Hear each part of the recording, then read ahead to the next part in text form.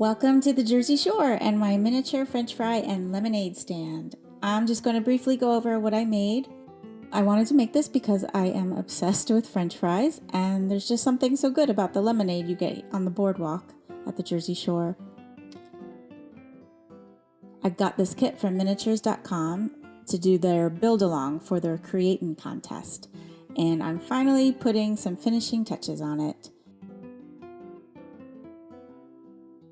Here is the kit I got called the Martin Stall.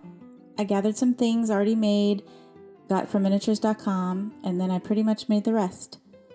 I started with the concrete floor. I painted the floor some different shades of gray and white, scored the lines, added some smudges, and finished with clear polyurethane.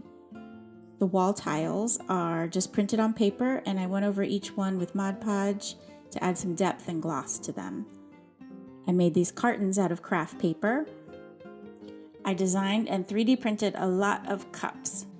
I 3D printed this fry basket and a clump of uncooked fries. The oil is actually vinegar, and I put some baking soda in the basket to make that sizzle. I used a lot of stainless steel contact paper wrapped around mat board.